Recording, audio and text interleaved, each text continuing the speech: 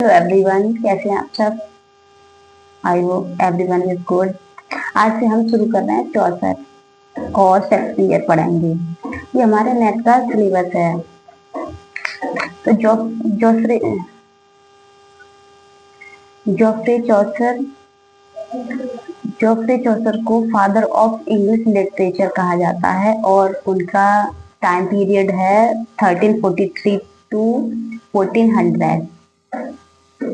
और उनकी बुक का नाम है द कैंटरबरी टेल्स। उसमें 24 स्टोरीज हैं और उसमें इम्पोर्टेंट है पिलग्रिमेज, मतलब फुल बेस्ड ऑन पिलग्रिमेज। और इसमें प्रोलॉग इम्पोर्टेंट है। लैंग्वेज इसमें यूज हुई है मिडिल इंग्लिश और स्टार्टिंग लाइन है इसकी व्हेन दैट अप्रैल। इनको फादर ऑफ इंग्लिश लिटरेचर और morning star of English literature कहा जाता है। और इनकी वर्क की फेमस लाइन है जो हमेशा आती हैं, नेट में देखने को मिलती हैं। When that April with his source suit.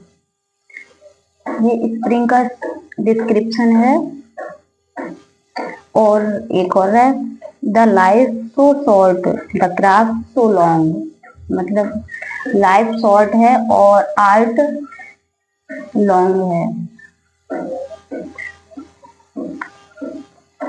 ये इतना और डिटेल में तो नहीं जाएंगे ज्यादा।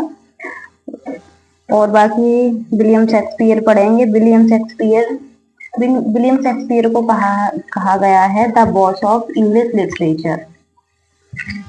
इसकी फेमस ट्रेजेडी को हम ट्रिक से याद कर सकते हैं। HMOK। H से हेमलेट, M से मैकबेथ, O से ओथेलो, K से किंग लियर। ये इनकी फेमस ट्रेजेडीज हैं। विलियम शेक्सपियर को the boss of English literature कहा जाता है। ठीक है, तो हेमलेट जानेंगे। इसमें हेमलेट कहता है, हेमलेट में टू बी और नॉट टू बी। ये डेनमार्क का प्रिंस है। इसमें हेमलेट गोस्ट बन जाता है ना, और इसमें बदला दिखाया गया है। और मैकबेथ में आउट आउट ब्रीफ कैंडल यानी और 3 विचेस है इसमें एम्बिशन। ओथेलो में जेलसी दिखाई है। जेलसी का ग्रीन आइड मोस्टल लॉग ने बस।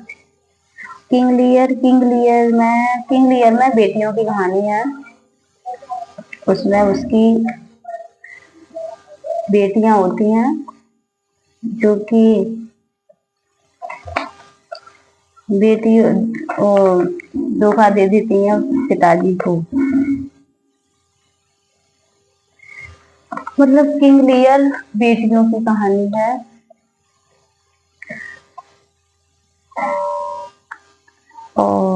और इनकी कॉमेडी है हैप्पी एंडिंग। कॉमेडी होती है जहाँ पे हैप्पी एंडिंग हो। A midsummer night dream, as you like it, all the words. ये इनकी कॉमेडी है।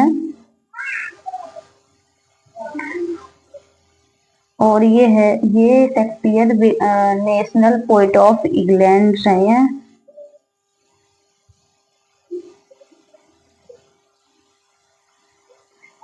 थ्री 150 टोटल इनके सोनेट हैं 154।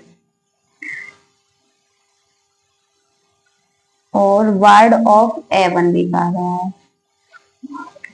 ठीक है, ये हमारे 2 ऑथर हो गए, जोफ्रे चौसर और विलियम शेक्सपियर।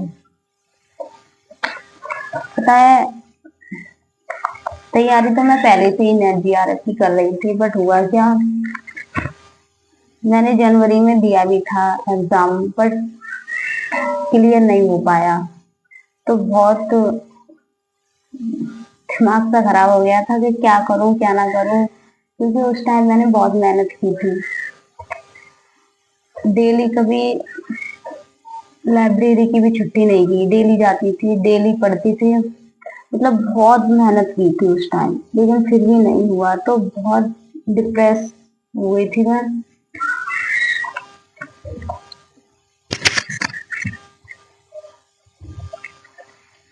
तो इसीलिए मैंने बीच में फिर छोड़ दी तैयारी नेट की।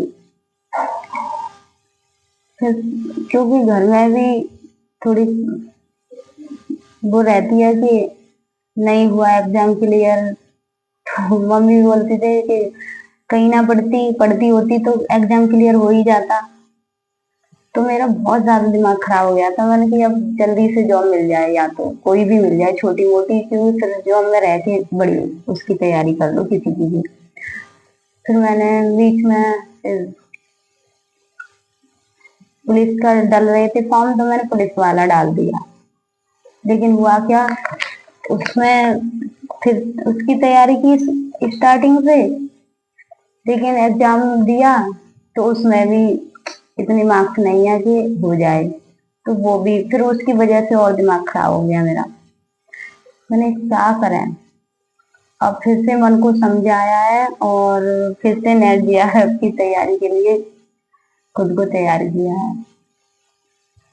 तो मुश्किल भी बहुत हुई है फिर से स्टार्टिंग करने में, क्योंकि एक बार गिर कर उठना बहुत मुश्किल होता है। फिर से वही चीजें पढ़ना, वही चीज तैयारी करना, एक बार बार अनसक्सेसफुल होने के फिर से खुद को तैयार करना बहुत मुश्किल होता है। ऐसा मेरे साथ ही नहीं, और भी जो है ना जिनका पुलिस वाला क्लियर नहीं हुआ, उनके साथ में यही हो रहा है, वो फिर से तैयारी नहीं कर पा रहे हैं। बोल रहे हैं कि कैसे क्या पढ़ा है। मतलब जो स्टूडेंट्स होते हैं ना, स्टूडेंट्स को ये पता होता है कि उनके लाइफ में क्या चल रहा है क्या नहीं, फिर से तैयारी करने के लिए नहीं मना पा रहे हैं बच्चे। मेरे साथ भी हुआ था, पर मैंने सोचा कि नहीं, करना है तो करना है एक बार। और फिर मैं सोच लेती हूँ कि जो होता है अच्छे के लिए होता है, ये सोचकर फिर से आगे बढ़ती हूँ मैं। शायद इसी में कुछ अच्छा छिपा हो, यही सोचकर आगे बढ़ना, क्योंकि पीछे कदम लौटाने से कुछ नहीं होता। हमेशा आगे बढ़ता रहना चाहिए, और गिरना उठना ये तो लाइफ का एक पार्ट भी है। तो बस खुद को ऐसे ही मोटिवेट कर लेती हूँ और आगे बढ़ती हूँ। और इस बार सोचा कि अच्छी मेहनत करूँ, और मैं इसलिए रिवीजन के तौर पर यहाँ पे डेली जो भी पढ़ूंगी वीडियोस डालूंगी।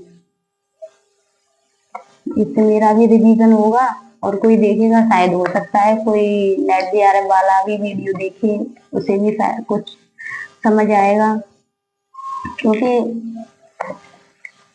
सबसे बड़ी रास्ते दिखाने वाला भी होता है कुछ, जिन्हें गाइडेंस देने वाला समय पर मिल जाता है ना, तो वो जल्दी सक्सेसफुल भी हो जाते हैं। और जिन्हें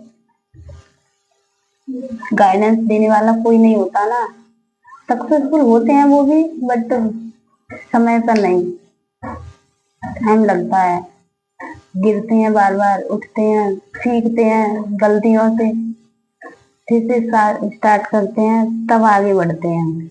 और लेकिन जब गाइडेंस देने वाला होता है, तो वो साथ साथ सब कुछ मैनेज करते जाते हैं, और जहाँ, क्योंकि उन्हें बताते जाते हैं कहाँ गलती नहीं करनी, क्या पढ़ना है क्या नहीं पढ़ना। और यही चीज पता नहीं होती है ना कि क्या पढ़ना है क्या छोड़ना है, क्योंकि कोई भी टॉपर हर चीज तो नहीं पढ़ता, पूरी बुक्स कोई भी टॉपर नहीं पढ़ता। सक्सेसफुल वही बनता है जो स्मार्ट स्टडी करता है। तो यही प्रॉब्लम हो जाती है कि क्या छोड़ें और क्या पढ़ें। जब यही बताने वाला होता है तो बहुत जल्दी सक्सेसफुल हो जाते हैं। तो मैंने फिर से तैयारी स्टार्ट कर दी है, फिर से देंगे नेट JRF, देखते हैं फिर हर फुल। और आप लोगों से भी रिक्वेस्ट है कि आप लोग हमें सपोर्ट करिए, मुझे सपोर्ट क्योंकि मुझे आपकी भी बहुत सपोर्ट की जरूरत है। और कल हमने उसकी भी एक क्लास की थी ग्रामर की, और अभी भी करेंगे नेक्स्ट वीडियो में।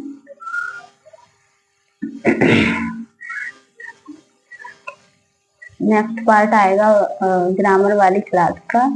तो थैंक यू। दूसरी वाली वीडियो में ग्रामर वाली पार्ट्स नेक्स्ट पार्ट बनाएंगे। तो thanks for watching this video, like share subscribe, take care, bye.